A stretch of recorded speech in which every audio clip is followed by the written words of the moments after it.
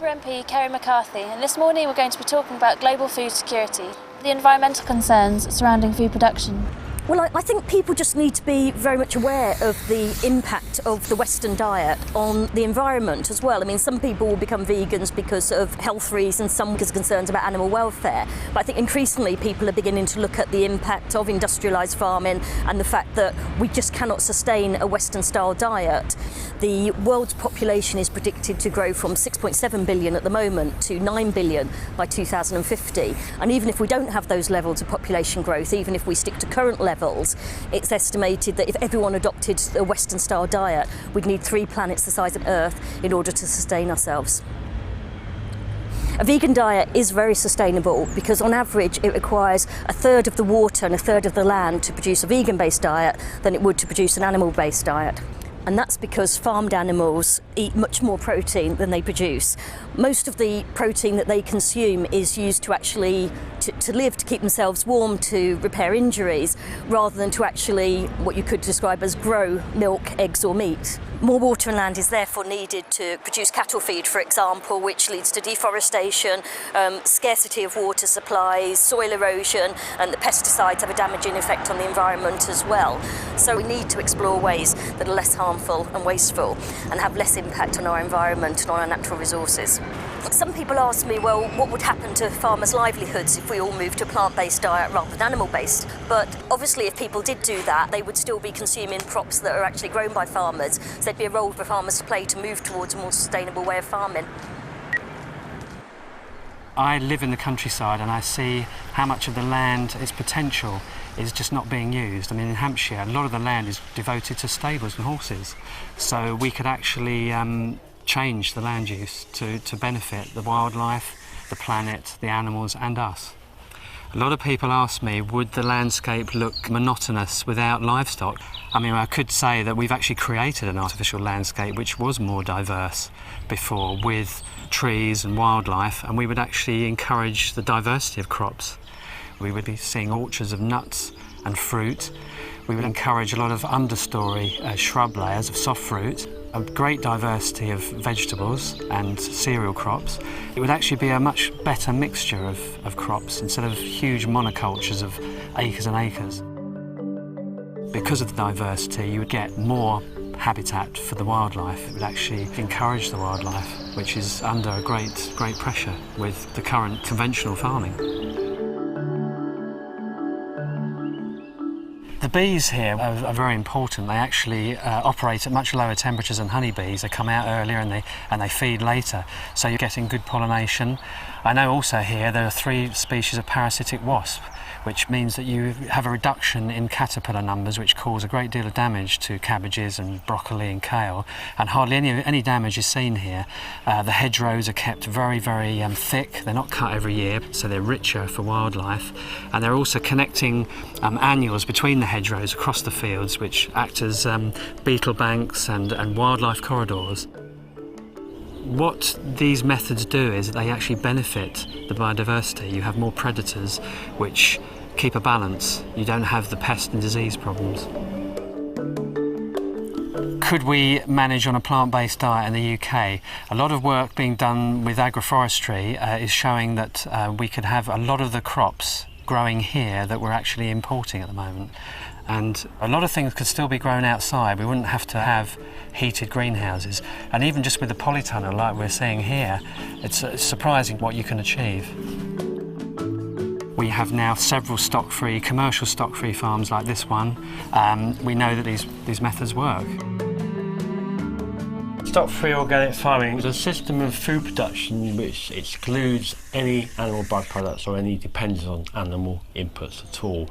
It's not just about growing crops, it's also about the way we interact with what goes on, within nature around us. We've been doing it now for 15 or 16 years. It's working very well, people are very happy with it. I mean, it's nice to have people back on the land, working the land, and everybody's more than happy to be doing it. We've developed a system of fertility building which relies very much on green manures, so we're using plants to produce nutrients which are fixed from the air to improve biodiversity, and not relying on importing somebody else's land to support our fertility, which is what most conventional and organic production is dependent on. So we've kind of designed this system which is more or less independent of exterior forces. And because we're building carbon in the soil, this is particularly important. And a very small increase in organic content in the soil has a huge effect in terms of carbon entrapment. In fact, this is one of the biggest carbon sinks possible, soil. So it's not only good for animals, it's also very good for carbon capture, which is obviously good for climate change. So we're building organic material, and the only way to build organic material long term is through plants. You cannot do it through manure, because manure dissipates into the environment very quickly, it gets broken down. Whereas plants, they leave roots in the ground, which gradually decay and become carbon. In here there's actually 4 different types of green manure, 4 different plants, all doing slightly different things.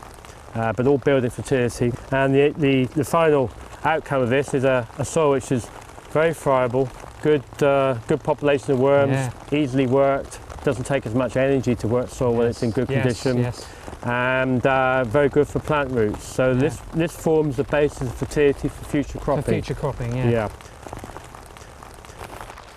We've got a whole range of crops, 70 different types of vegetables. Almost 300 sowings a year, almost 1 sowing every day on average. So it's making the best possible use of land to feed people, which is really what farming should be doing. And I do very much hope that there will be a transition from the conventional type of agriculture we have now to a stock-free agriculture in the future. Right, okay. Thanks a lot. See you again. Welcome. See you later. Stock-free farming could support people in developing countries as well as here. The same techniques would be beneficial. We would actually not use the vast amounts of water, land, food to support the livestock. We would actually create more tree habitats, making a difference with climate change. It's been interesting looking at the way the environmental debate has developed. I mean, initially people thought carbon emissions, that's about the energy we use in our homes, or it's about the amount we drive or the amount we fly. But increasingly people have realised that food and the environment are so closely interconnected, and there's been a growing amount of research which is saying actually the way we eat and what we throw away is having a significant impact on the environment. Every step of the journey from the field to your plate is creating carbon. It could be anywhere as high as sort of 18% of greenhouse gas emissions is caused by the meat and dairy products we eat. Compare that, say, with the aviation sector, which is only 2%. So, you know, there's a tenfold difference between the aviation sector and the food sector. We only have one planet, and it's a defined size. There's only a certain amount of arable land, and a lot of that's being increasingly degraded through animal agriculture. These, in Australia, certainly hard-hooved animals and many other parts of the world are degrading the quality of the land, and we need to be very careful with the way we farm in order to make sure that that land is there to sustain us for future generations. Cattle in many countries in the world outnumber the people. The cattle themselves produce a lot of waste, they require a lot of land. Methane is produced from them, which is a huge contributor to global warming, one of the most significant. And for every kilo of meat, an increasing proportion of dung goes onto the land. In the US, as the FAO report says, that's one of the primary causes of water table pollution.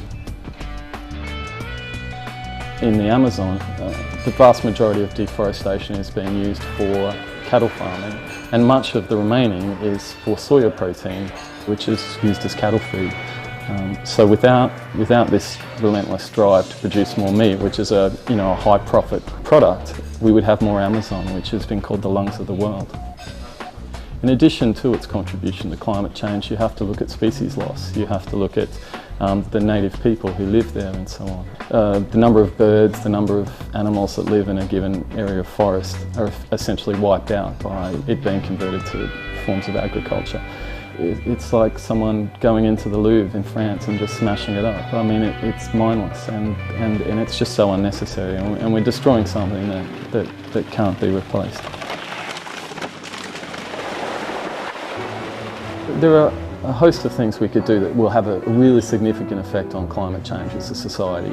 Things that we're looking at are things like transport, our energy supply, and then you have the way we use animals. Given that global livestock production is causing more greenhouse gas emissions than all forms of transport put together, I think we're confronted with a question: do we totally re-engineer our energy and transport systems, or do we just give up eating what I think are often unhealthy and cruel products? There's also the case of fish stocks. Most of the major ways in which fish are caught are fairly unsustainable. We have things like drift net fishing, which is completely indiscriminate and catches every sort of fish in the ocean. Then you have trawling, which trawls the ocean's floor, reducing plant biodiversity, destroying reefs.